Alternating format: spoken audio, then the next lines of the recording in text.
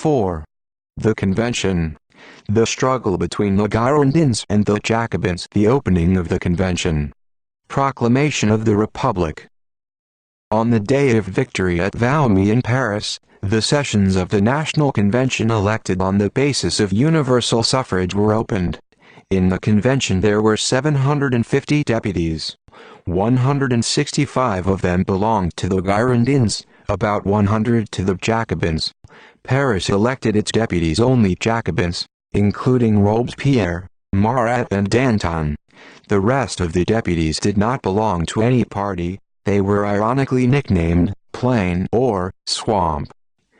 The first acts of the convention were decrees on the abolition of the monarchy and the establishment in France of the Republic, perceived by the people with the greatest satisfaction. From the very first days, both in the convent itself and outside it, a struggle ensued between the Girondins and the Jacobins. Although the Girondins did not participate in the rebellions on August 10 and the popular uprising won against them, they have now become the ruling party. In their hands was the Provisional Executive Council, to which, at first, the leading role was also taken in the convention.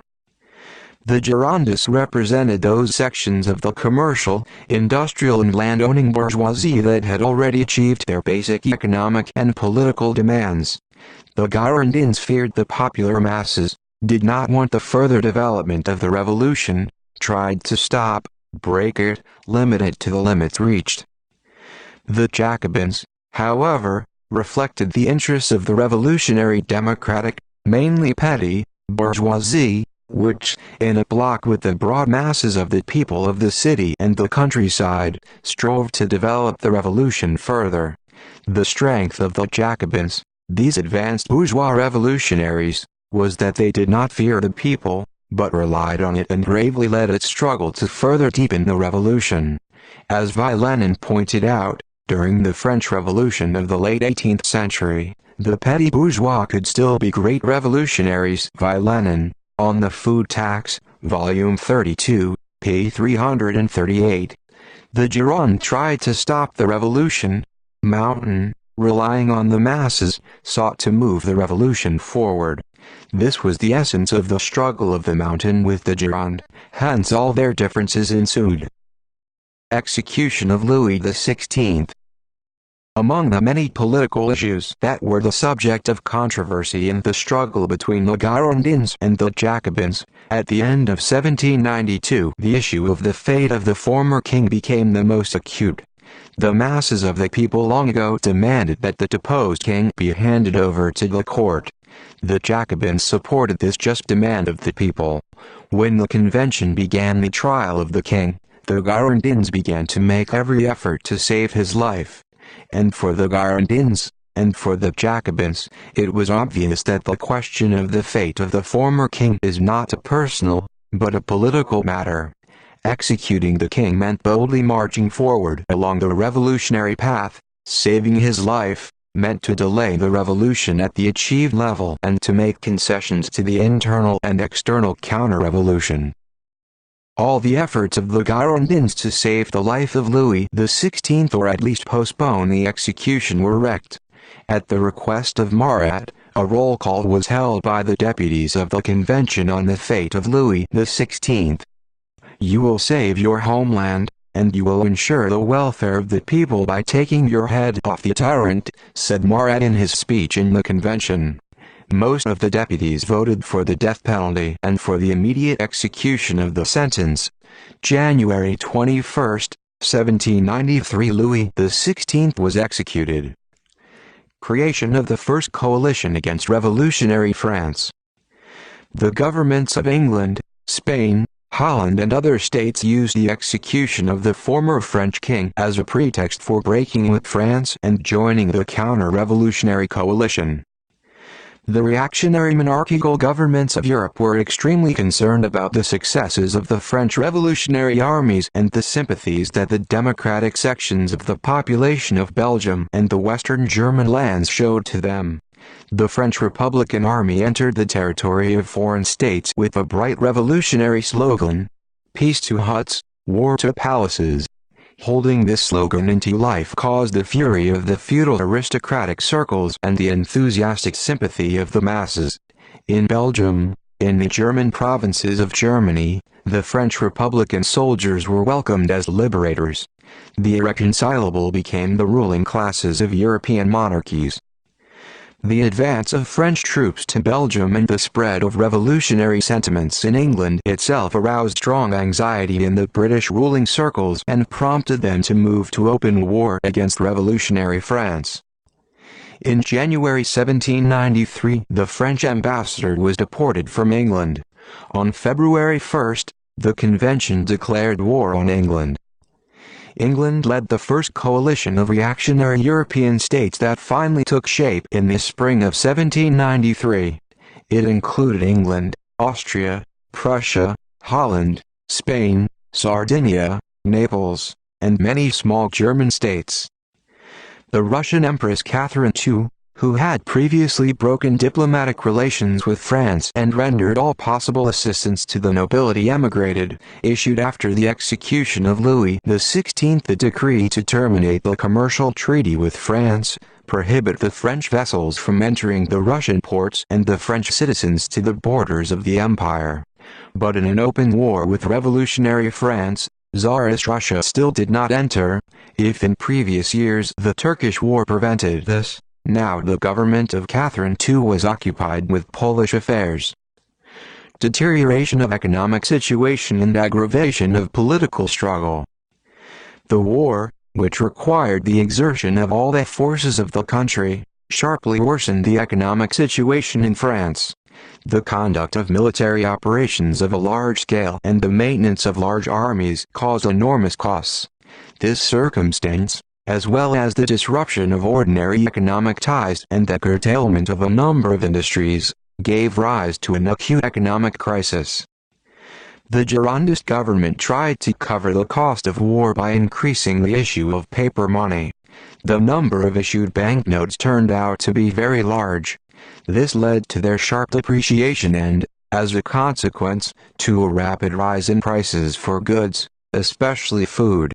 Prosperous peasants and large wholesalers who bought grain-capped bread did not let it go to the market, hoping to cash in on further price increases.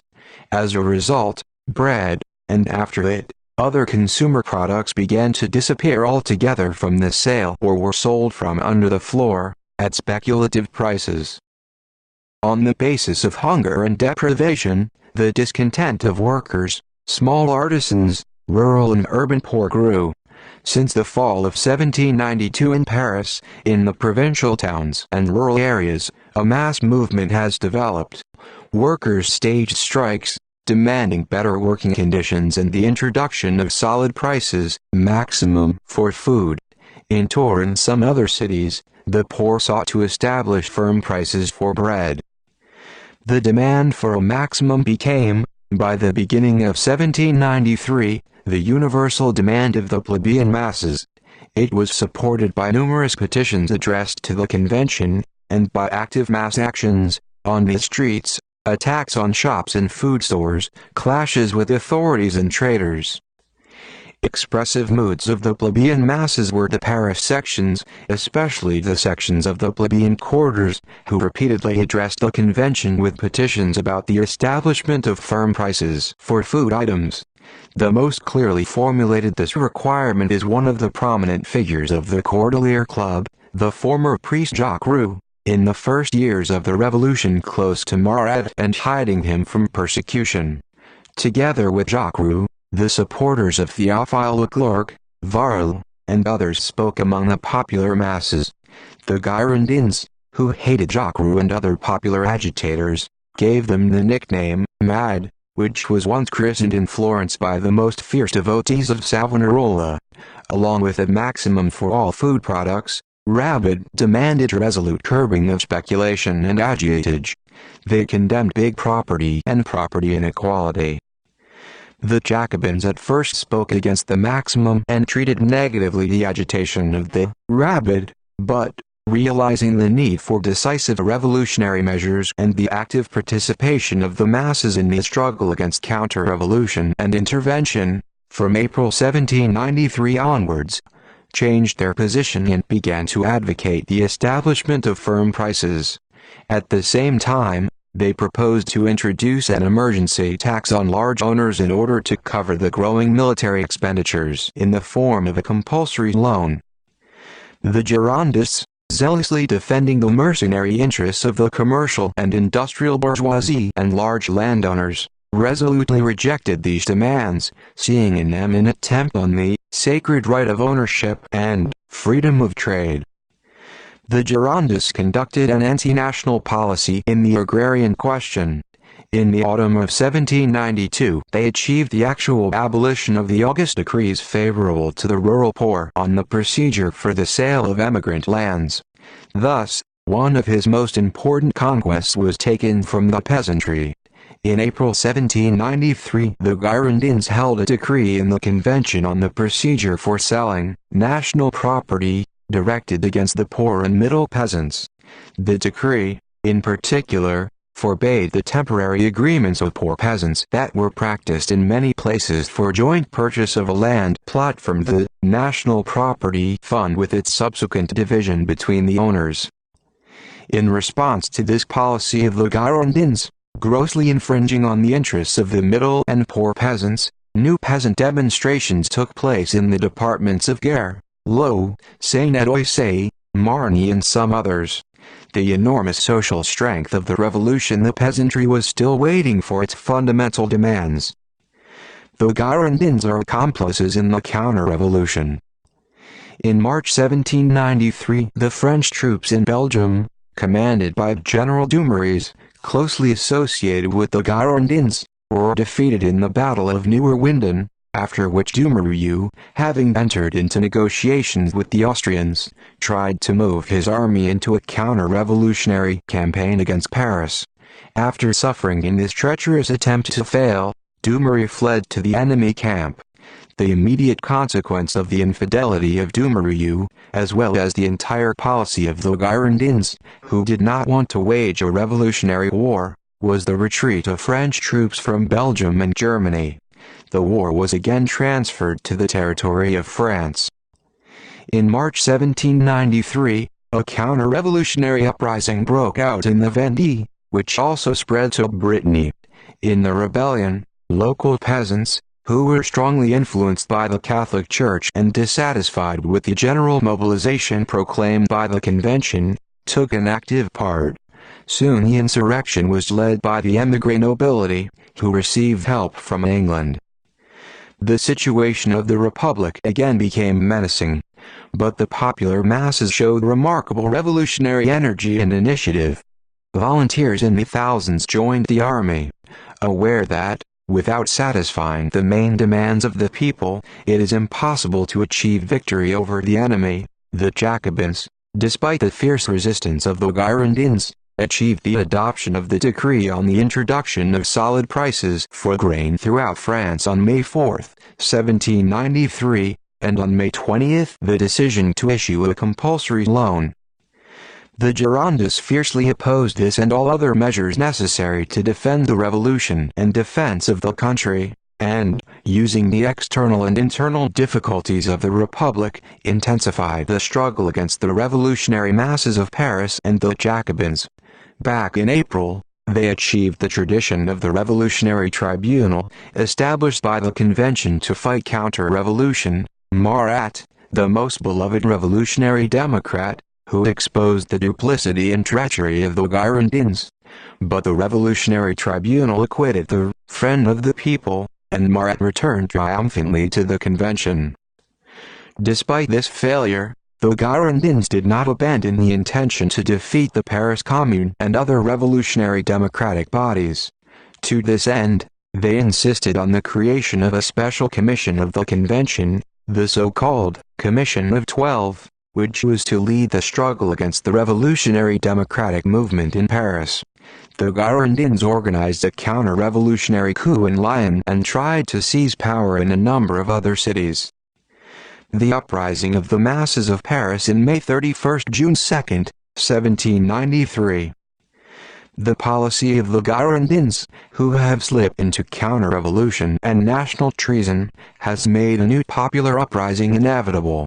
On May 31, 1793, sections of Paris, which created an insurrection committee from their representatives, moved to the building of the convention.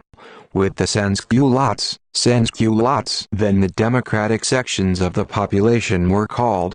The sans-culottes wore long trousers, and not the culottes short trousers. As aristocrats, the National Guard units commanded over the Jacobin hen riot. Arriving at the convention, the representatives of the sections and the Commune of Paris demanded the abolition of the Commission of 12 and the arrest of a number of Girondist deputies.